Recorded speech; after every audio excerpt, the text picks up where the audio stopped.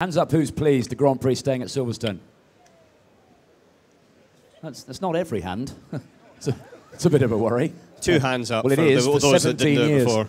Right, let's have another question, Si. You guys obviously had a great fun in all the racing you do, but which for you was the most fun of any circuits you've ever driven, and what sort of car were you driving at the time? Oh, we'll be here all day. Yeah. Again, one of the it was a classic track, and I think whatever I did there, I think from Formula 3 and 4, I did do sports cars there. Yes, was Spa.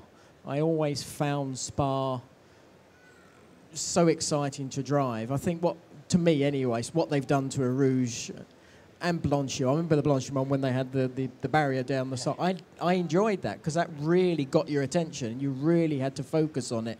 Yes, it's much safer now, and it's a bit like Martin said. There needs to be a little element of it, but we've got to make it obviously safe that no one gets hurt. But we still need to have those challenges there, and I think that is one that still has its Spa. I think Suzuka is another one, and I've always liked Silverstone because it's one of the very rare circuits where we do have a lot of high-speed corners, which is nice, not this stop-and-go stuff. Yeah, for me, I would agree definitely Suzuka because that is my #1 circuit because of many, many reasons. Certainly not for reversing through the barrier at 180 miles an hour, but that wasn't... Your mark is still there. Yeah, well, trust me, the marks are still there as well. That was a plane crash, Al, wasn't it, that? Sorry? That was a plane crash. Yeah, well, at the time of it, all I thought was this is going to be painful, and I can tell you it was for a long time. But in America, there is a track that you've probably not heard of called Road America, and it is superb because every single corner you come to is important for the lap time, and you've really got to muscle the car around. It's got a long, long carousel that leads into a flat-out kink, and to take it flat, you have to take that sharp intake of breath and just hold on to it. Yeah, and it's probably anyway. It's a bit like Alton Park. Yeah, it is. It's an Alton Park, but it's in America. In America, a long one. Thank you.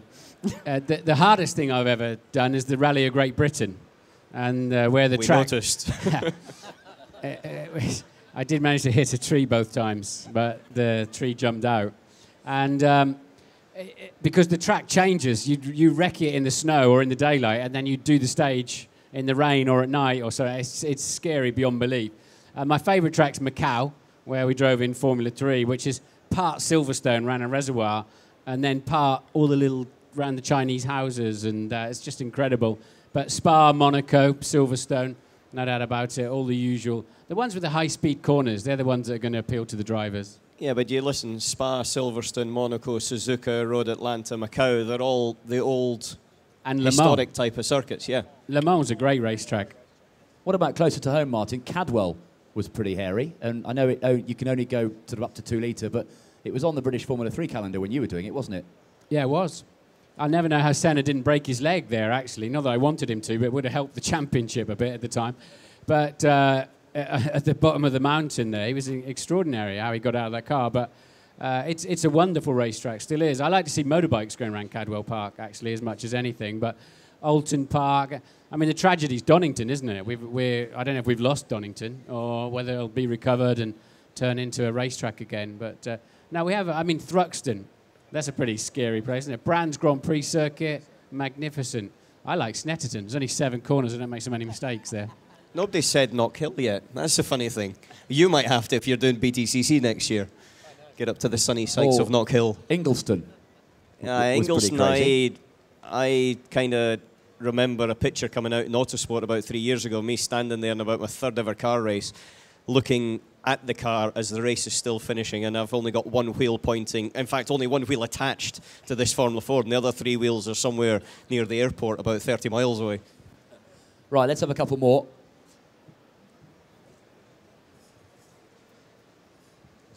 Hi guys. With all the changes that happen in Formula 1, do you find that it tends to hinder a lot of the teams in terms of developing the cars and coming out with the best the package they can do? Or would you rather leave them or see it where everybody leaves it all the same and then you try and progress year on year on those rules? I do think they play around too much with the Formula 1 rules. So it's golden rule #1 is don't confuse your customer. And if every year the fans are having to sort of get up to speed on a new qualifying process or new regulations or new rules and driver, from the steward's office or something like that, it takes away something from the racing. But I like to see the cars evolve to an extent, and I like to see the brilliance of the engineers and the aerodynamicists making it more interesting in that respect. But whenever we have continuity, the pack closes up, the grid closes up to, as it did last year, about 1.5 seconds from pole to tail end, and that makes for very good racing.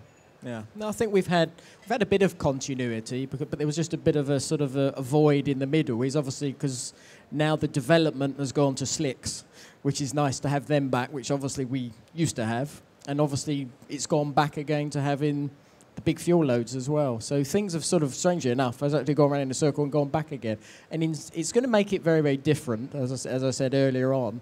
Yes, you're right. It does need to be a little bit more stable, and it's not just confusing for you. It's actually confusing for us as well because it changes a bit too often. But hopefully, it'll be something now that it can hopefully calm down. But what would you change if you had to change one thing to make it better? Personally, I wouldn't have the electronics, but I do understand the expense side of it because being probably the closest of perfection as a racing driver as you can be myself, is obviously you do. It's true, honestly. Is you do make a mistake with the stick because if you get the gear wrong, it over revs the engine. Walking stick or the gear stick.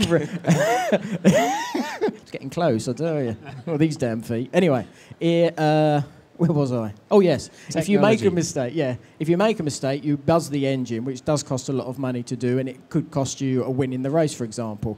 But personally, I think it would make the racing more human because obviously it'd be the humans making errors, maybe locking it up under braking. But, of course, with the paddle shifts, you don't get that.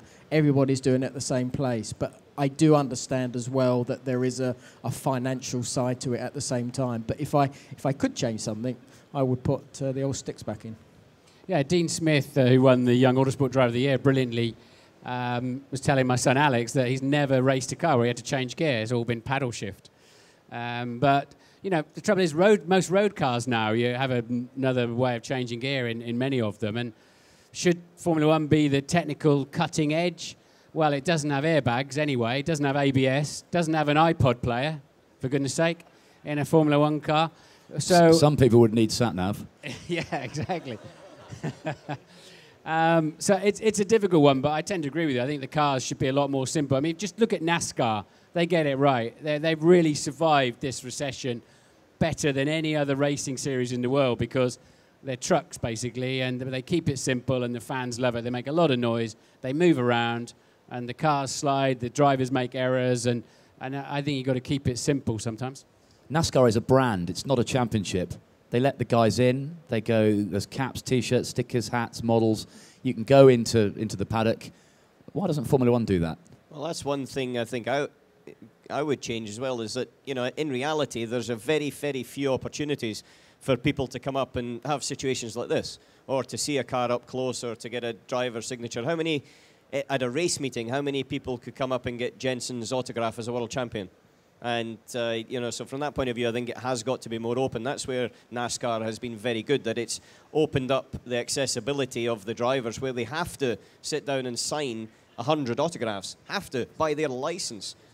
And it's structured. And so from that point of view, there is a real, I would say, link between the guys watching in the stands and the guys that are actually performing on the track. But we've all been Grand Prix drivers, and we know we couldn't do our job if 100,000 people were allowed in the paddock at Silverstone. So, there is a balance, as ever. But I think also there's this slightly intangible aspect. Formula One is kind of up there somewhere. Sure. And even with sponsors, if they want to get in the paddock club, and Bernie's gone that route and kept it exclusive.